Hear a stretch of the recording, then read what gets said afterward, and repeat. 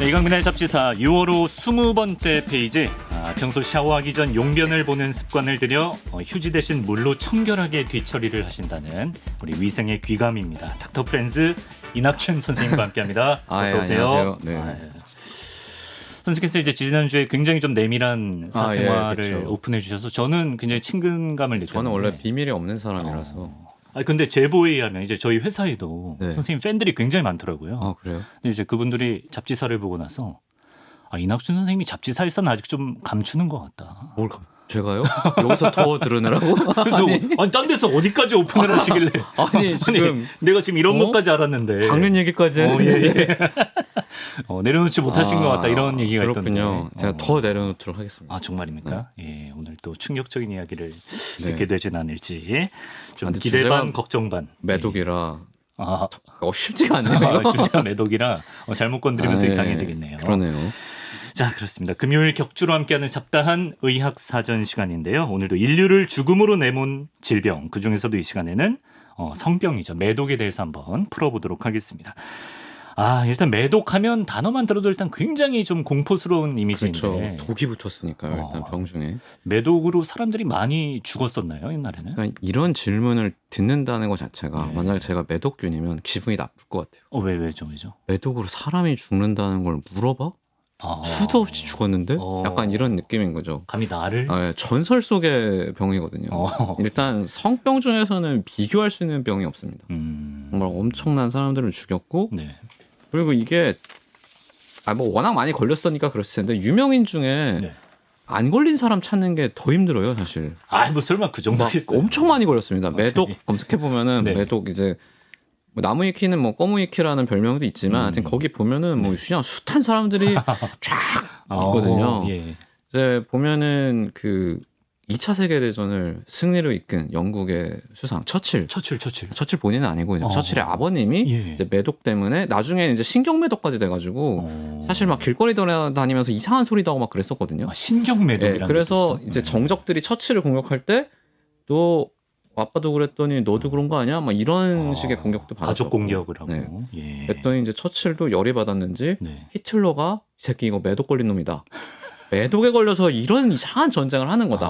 그런 식으로 막 욕을 하고 그랬거든요. 그건 근거가 있는 건가요? 아니면 그냥 이게 선전인가요? 히틀러가 때때로 이상한 짓을 하기도 했고 막 이렇게 히스테리도 있고 막 그랬잖아요. 그쵸. 그런 거를 토대로 얘기를 했다고 하는데 사실 히틀러는 막 업보가 너무 많다 보니까 각종 루머에 시달리잖아요. 뭐 생식기가 왜 고환이 하나 없다. 뭐 이런 얘기도 있고.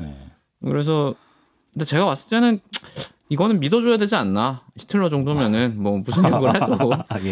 그래야 좀 행동이 이해가 된다. 그렇죠. 그리고 알퐁스 도데 아름다운 글을 쓴 알퐁스 도데 매독 환자였고 슈베르트 매독 환자였고 베토벤. 하여튼 우리가 아는 사람들 다 매독 그냥 그랬다는 얘기가 빈센트 있습니다. 반 고흐도? 반 고흐는 사실 여러 가지 질환을 앓았다는 썰이 있습니다. 반 고흐가 워낙 사랑을 많이 받잖아요. 그러니까 이제 의사들이 약간 삐뚤어진 애정을 표시해요. 이비인후과에서는 이거 메니에르 같은데? 우리과 질환을 알았던 것 같은데? 그리고 이제 또 내과 선생님들은 매독 같은데? 이렇게 하고. 얹을 게 없어서 질병에 자기 전공을 얻는다고? 사랑을 이렇게 이런 식으로 표현하죠. 실제로 논문 많이 냅니다. 그래요? 빈센트 반 고흐는 메니에르 환자다. 아니다. 매독 환자다. 뭐다. 논문 다 취합하면 성한대가 없는 인간이네요. 그렇죠. 그냥 병이 막 수십 개가 되는 그런 환자죠. 그렇군요. 선생님 그럼 매독은 그 애초에 어떻게 해서 생겨난 질병인가요? 이게 몇 가지 썰이 있어요. 일단 제일 유력한 거는 신대륙. 그러니까 이 9세대 이제 유럽의 기준에서 봤을 때 신대륙. 그러니까 지금의 아메리카 대륙에서 아마 기원을 했을 것 같다. 이런 얘기가 있습니다. 왜냐하면은 그 아메리카 대륙하고 소위 말하는 구대륙하고 가장 큰 차이가 가축의 차이가 있어요. 가축의 차이? 그러니까 우리가 지금 생각해 보면은 아니 미국이랑 남아메리카 가면 살기가 그렇게 좋은 땅인데 왜 문명이 발달하지 못했을까? 이런 생각을 하게 되잖아요. 근데 사실은 문명이 발달하려면 그만큼 식량이 잘 나야 되고 식량이 나려면은 사람보다는 소나 말 같은 대신 일을 해줘야 되는 대형 가축이 필요한데 여기는 딱히 그럴 만한 동물이 없어요. 아메리카 대륙에는 가축으로 쓸만한 버팔로가 하나 있는데 걔는 이제 가축하기 전에 우리가 죽게 생겼으니까 밟힌다. 우리가 밟힌다. 그게 안 되고 그나마 찾아보면 라마나 이런 이제 알파카 이런 조그만한 애들이 있어요. 그래서 아마 문명의 차이가 있었을 거다라고 하는데 그 외에 질환도 차이가 있습니다. 왜냐하면 인수공통 감염병이라고 우리가 한 동물하고 계속 가까이 접촉하다 보면 얘한테 있던 병이 나한테 오거든요. 그쵸. 그런 것들의 대표적인 게 천연두인데 이제 아메리카 대륙에서는 이제 라마가 가지고 있던 매독이 사람한테 넘어왔는데 이 기원이 아마도 라마의 목동들이 혼자서 이렇게 쓸쓸하게 돌아다녀야 되다 보니 이제 암컷 라마한테 자신의 욕정을 풀었다가 병이 이렇게 걸렸다. 왜냐면 이게 성병이니까 호흡기 질환이 아니잖아요. 그렇구나. 아마 그런 식으로 감염이 됐을 거다라는 추정이 있고 실제로 당시에 이제 아메리카 대륙을 다스리던 제국이 내린 칙령 중에 목동들은 라마랑 하지 말아라. 이런 칙령이 있습니다. 그럼 좀 근거가 있네. 그리고 수천각인 사람은 라마를 치지 말아라. 왜냐면 아무래도 더 그럴 가능성이 있으니까. 근데 뭐 법이 닿지 않는 범위 내에서 하니까 잡을 수는 없었겠죠. 야, 이 설 신대륙 기원설이 맞다면 되게 충격적이네요. 그렇죠. 싱글 목동이 막 암컷 라마 끌고 막 어디 가고 있으면 사람들이 되게 이상하게 쳐다보고 왜 둘이 가지? 약간 이런 느낌인 거죠. 왜 둘이 가지? 그런 거죠. 자, 반면에 뭐 매독이 이미 유럽에 있었다는 반론도 있긴 있더라고요. 그래서 뭐 14세기에 뭐 그렇죠. 유럽 유골에서 매독의 흔적이 발견됐다. 뭐 이런 반론도 이게 있다고. 좀 애매하긴 한데 만약에 이게 맞다고 해도 아마 신대륙에서 기원을 했을 거다라고 믿는 사람들이 많습니다. 정설은 뭐 신대륙 기원. 콜럼버스가 사실 신대륙에 최초로 간 사람이 아닐 거라는 의견이 되게 많거든요. 그렇군요. 그 대구 아시죠? 그 물고기 대구. 그 대구를 잡는 어부들이 이게 너무 잘 팔리니까 점점점 어장을 서쪽으로 가다가 이제 아메리카 대륙에 닿았다. 그래서 실제로 신대륙을 발견한 건 어떤 이름 없는 어부일 거다. 그 사람이 그 업적을 얘기 안 한 거는 나만 여기서 대구 잡아서 해야 되는데 괜히 말했다가 다른 사람 오면 안 되니까 비밀로 역사에 했을 남지 거다. 않았다. 아마 그랬을 거다. 그리고 그 사람이 물고기를 팔면서 뭐 이제 병도 좀 병을 획득하고 옮겨왔을 수 있다. 그랬을 거다. 이런 추정이 콜럼버스 있습니다. 이전이더라도. 그럼 그 신대륙을 발견했다고 알려진 콜럼버스도 이제 유럽 대륙에 매독이 퍼지는데 좀 지분이 있는 건가요? 지분이 절대적이죠. 절대적인 분입니다. 이 사람이. 왜요? 자, 생각을 해보세요. 이제 일단 우리 아메리카 대륙 원주민이에요. 콜럼버스가 왔어요. 근데 우리랑 생긴 것도 좀 다르고 그렇죠. 옷차림도 좀 달라요. 그렇죠. 근데 우리보다 좀 많이 입었어. 그리고 막 이상한 거 막 많이 달고 있고 그래서 실제로 신이라고 생각을 했거든요. 이 사람들이 신의 대리인이나 신이라고 생각을 해서 굉장히 극진하게 대접을 해줍니다. 그러면 이제 신의 대리인이라 그러면 뭔가 좀 인기가 많을 것 같잖아요. 그렇죠. 그러면 콜럼버스가 아무래도 많은 여성과 잠자리를 같이 했겠죠. 그러고 나서 유럽으로 돌아왔어요. 유럽에서는 얘가 신대륙을 발견한 또 개척자 또 인기가 많구나. 막 지금까지도 콜럼버스에 달걀하면서 막 솔직히 아무것도 아닌데 억지 만들어서 막 존경하고 그러잖아요. 그 당시에 어땠겠어요. 그러니까 또 인기가 많아요. 그러니까 이 사람이 또 여러 명하고 이렇게 잠자리를 하고 매일매일 파티하고 하니까 이 사람을 기점으로 해서 이 사람이 그리고 이 사람이랑 같이 온 사람들 내가 콜럼버스랑 같이 있었잖아. 그러면 이제 또 이 사람도 좀 인기 있고 하니까 마구 퍼져나갔겠죠. 그러네. 그 한 배를 탔던 사람들에 의해서 유럽에서 막 쫙 퍼졌을 것 같고요. 유럽 거쳐서 또 어디까지 번지나요? 이게 불과 수십 년이 안 돼서 조선까지 퍼집니다. 조선까지? 그러니까 이 사람들의 시각에서 급동이잖아요. 여기가 그쵸. 정부가 여기까지 쫙 퍼져요. 수십 년 만에. 그러니까 이게 전염력이 어마어마한 겁니다. 매독에 걸린 상태에서 성관계라면 걸리는 거예요. 근데 그 당시에 뭐 콘돔도 없고 뭐 그런 대비책이 없으니까 그냥 쭉쭉쭉쭉쭉쭉 해서 걸려서 여기까지 온 거죠. 야, 수십 년 만에. 어마어마한 전파력을 가진 병이죠. 근데 이 매독을 그 지역에 따라서 그 부르는 명칭이 달랐다는 겁니다. 이게 매독이 지금 생각하는 매독이랑 좀 달라요. 원래 질환이 이 인간한테 적응하고 나면 좀 순해지거든요. 왜냐하면 균 입장에서도 내가 걸린 이 숙주가 너무 빨리 죽어버리면 나도 죽잖아요. 그러네. 그러니까 얘가 점차 순해져요. 이 사람이랑 합을 맞춰가. 그래서 지금의 우리가 보는 매독은 옛날보다 훨씬 순했습니다. 근데 이제 신대륙에서 딱 넘어왔을 때는 우린 이제 이런 거 처음 보잖아요. 그러니까 그때는 질환의 양상이 너무 심각해서 막 발진 휘고 코 썩고 막 머리 싹 빠지고 막 이런 식으로 되게 끔찍했단 말이에요. 게다가 이게 성병이야. 그러니까 성병인데 물란하게 해서 걸렸는데 끔찍해. 그러니까 이거는 뭔가 우리나라에서 생긴 병은 아닌 것 같은 거예요, 사람들이. 그래서 이제 영국에서는 이거는 프랑스 놈들한테서 온 거다. 프랑스 병이다. 약간 좀 사적인 감정이 사적인 감정. 그리고 이제 우리나라는 이거는 우리가 또 유교의 나라인데 조선에서 이런 병이 이거는 당창이다. 이건 중국에서 온 거다. 당나라 할 때 아니면 외놈들 병이다. 진짜. 이게 이렇게 서로 자기가 미워하는 나라. 이렇게 우리나라에 일본 뇌염이잖아요. 일본 뇌염. 그거 정식 명칭으로 붙어 있는데 그게 딱히 일본에서 모기가 와서 하는 게 아니에요. 진짜로? 그냥 우리나라 있는 모기예요, 그거. 반일 감정. 근데 이제 무서우니까 이제 미워하는 이름 붙여서 이렇게 하는 거죠. 무섭기도 하고 하니까. 그 당시에 이게 흔했던 일입니다.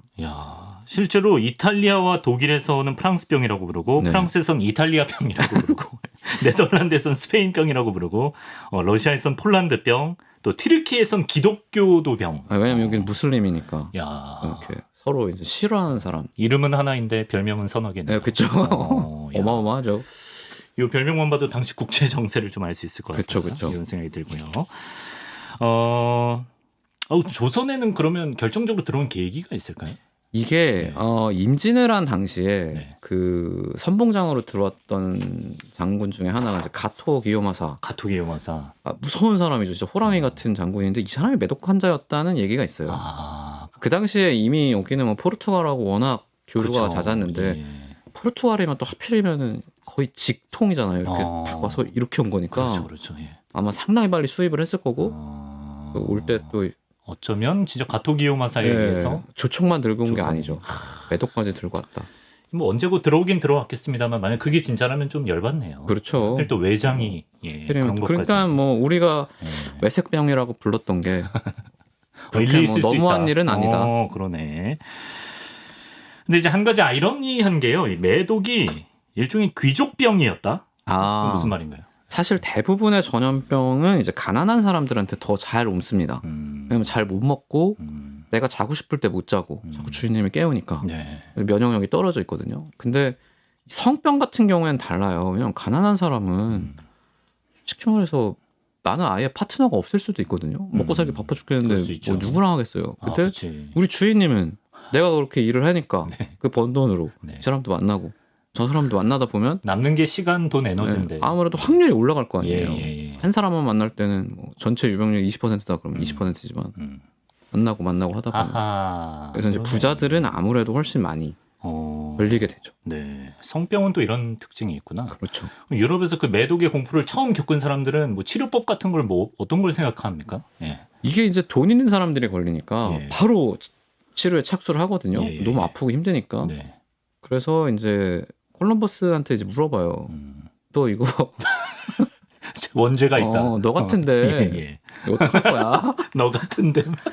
물론 이런 기록은 없어요. 약간의 각색이 있습니다. 약간 각색이 있습니다. 제가 작가다 보니까. 너 같은데. 근데 이제 콜럼버스도 이제 신대륙에서 봤을 거 아니에요. 신대륙에는 그거에 대한 치료법들이 많이 나와 있단 말이에요.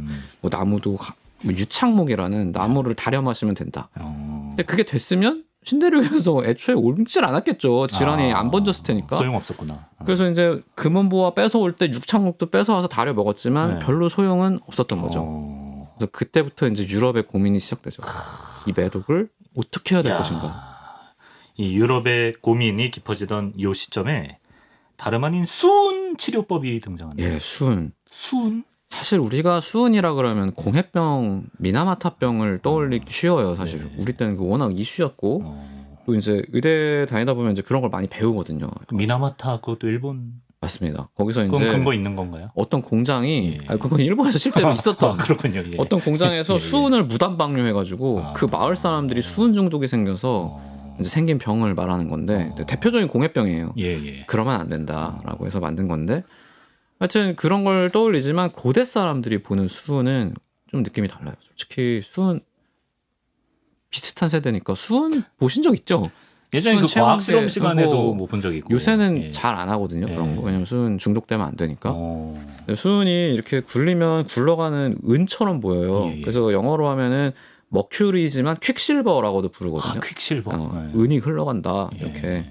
그래서 옛날 사람들이 볼 때는 되게 영롱하고 보기 좋았단 말이에요. 그리고 이걸 먹으면 설사를 하고 토를 합니다. 독이니까 사실 당연한데 그렇죠. 옛날 사람들이 볼 때는 내가 어떤 병이 있을 때 이걸 토해내고 설사를 하면 이 약 아닌가? 약간 이런 생각을 하는 거죠. 우리 치질 편에서도 뭐 피나고 이러면 되게 좋은 거라고 엄청 좋아하잖아요. 게다가 수은 약간 비싸요. 그러니까 비쌌겠죠. 비싸면 또 좋아 보이잖아요. 명품처럼 이렇게 보이잖아요. 비싼데 먹으면 토하고 설사해. 여기에 이제 엄청나게 집착을 하게 되는 거죠. 매독을 치료할 수 있지 않을까? 약간 이런 식으로. 하지만 뭐 당연히 말도 안 됐겠죠. 근데 놀라운 일이 수은이 실제로 매독균을 죽이긴 합니다. 아, 그래요? 왜냐면 너무 독한 독이기 때문에 매독을 죽여요. 그래서 내가 매독에 걸렸는데 수은 치료를 했어.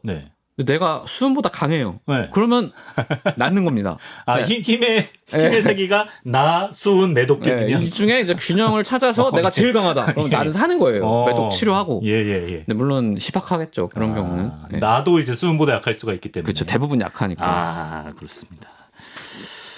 자, 그리고 이제 실제로 그 마지막 수업을 쓴 프랑스의 소설가 알퐁스 도데. 뭐 별이라는 작품도 있고요. 굉장히 좀 감성적인 작품을 쓴 아름다운 작품을 쓰죠. 이분도 수은 치료받다가 사망했다고. 그러니까 예전에는 매독의 합병증으로 아마 마지막에 뭐 이상한 것도 보고 피쩍 말라서 돌아가셨을 거다. 뭐 아무래도 소설가가 옛날에는 셀럽이었잖아요. 알퐁스 도데가 보면은 그 눈빛이 그러네. 우수에 차 있어요. 이렇게. 그러네. 그때는 매독 얘기하기 전에는 저게 뭔가 작가의 어떤 확 오거든요. 이게 문학가구나. 그런 느낌. 그러니까 아마 매독에 일찍 걸렸겠죠. 왜냐면 인기가 많았으니까. 인기 많은 게 참. 그러니까요. 그래서 이제 아마 매독에 장기적으로 매독에 걸리면 또 여러 가지 합병증이 생기기 때문에 그걸로 사망을 했을 거다라는 얘기가 있었는데 더 조사를 해봤더니 이 사람의 말년에 보여줬던 대부분의 증상이 수은 중독으로 인한 거가 아니냐. 그래서 아마 치료 과정에 수은으로 죽었을 거다. 이런 얘기가 있습니다. 그 당시 유명했던 좀 자주적인 표현이 있다고 들었는데 뭐. 그 비너스와 보낸 하룻밤.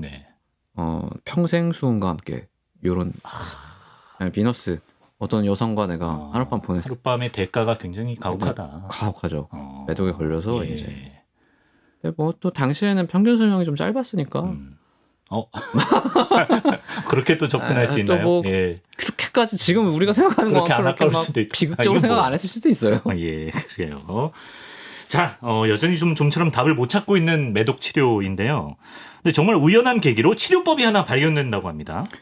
이게 이제 좀 안 좋은 일이긴 한데 이제 유럽이 점점 강력해지면서 제국주의가 완전히 자리 잡고 이 열강들이 이제 계속 식민지를 침략해 들어가잖아요.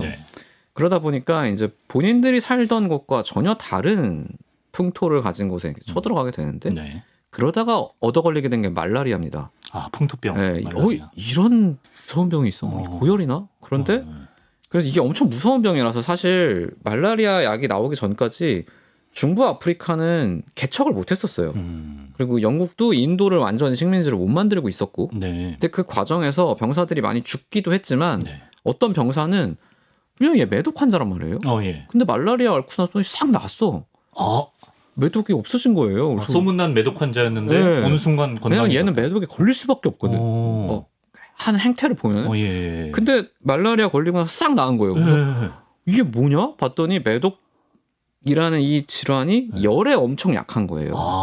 40도 이상 올라가면 이게 낫는 거예요. 물론 전제 조건은 내가 말라리아보다 강해야 돼. 그치. 근데 뭐 수은보다는 말라리아가 좀 더 약하긴 하니까. 견딜만 하니까. 그래서 이제 그거를 병합해서 치료하는 시도가 있습니다. 일부러 말라리아에 걸려서 일부러 말라리아에 걸리는 거죠. 병으로 EJ 느낌. 그렇죠. 이게 진짜 EJ죠. 독으로 독을 치료하는 그런 느낌인 거죠. 물론 이제 말라리아도 치명적일 수 있지만 뭐 수은 중독보다는 나으니까. 자, 하지만 뭐 궁극적인 치료법이라고 보기는 어려울 것 같고 이제 그러다 1905년이 돼서 드디어 매독 치료가 실현된다고. 그렇죠. 아름다운 꿈이 실현이 되는데 1905년 독일에서 트레포넬마 팔리둠 이게 이제 매독균의 이름이거든요. 이게 이제 확인이 돼요. 그리고 나서 요거를 그러면 어떻게 하면 잘 죽일 수 있을까라고 해서 따로 연구가 진행이 되는데 요것도 이제 독일의 세균학자인 파울 에를리가 이제 비소를 이용해가지고 치료를 만듭니다. 비소 우리 배웠는데 그것도 독이죠. 독이죠.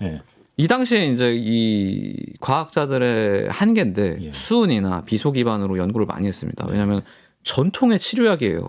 그리고 실제로 비소나 수은을 실험실에서 써보면 잘 죽여요, 균을. 진짜 독이니까. 그렇겠지. 요걸 기반으로 해서 만드는데 나온 약이 이제 살바르산 606이거든요. 이게 무슨 뜻이냐? 605번까지는 실패했어. 그러니까 어떤 식으로 실패했냐? 항상 균은 잘 죽여요.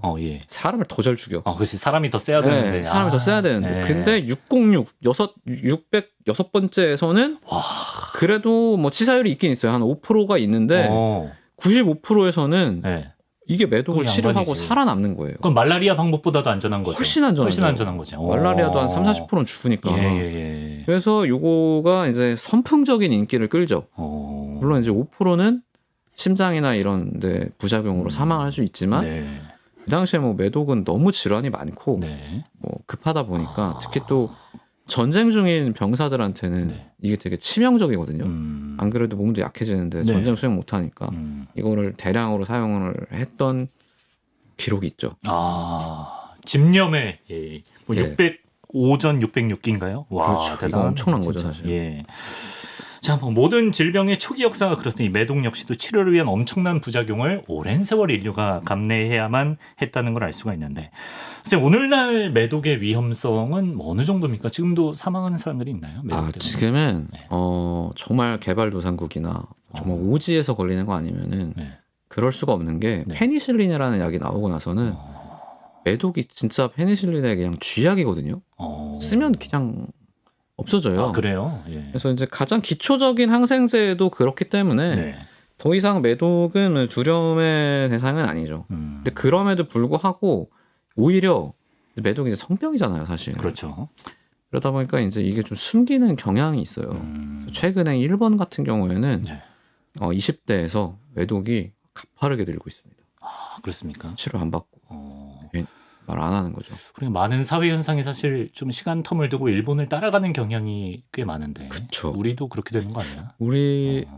근데 저희 이제 이런 방송을 했으니까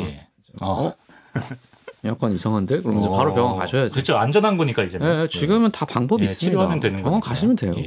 굳이 뭐 페니실린으로 치료하는 건 그냥 주사 한 대 놓으면 끝나는 건가요? 주사 한 대 놓으면 끝납니다. 물론 약간 과장도 있지만 조금 더 치료해야 될 수도 있지만 사람에 따라서 내가 너무 약하다. 그럼 좀 치료를 더 해야겠지만 뭐 이걸로 죽을 수는 없어요, 사실. 그렇구나.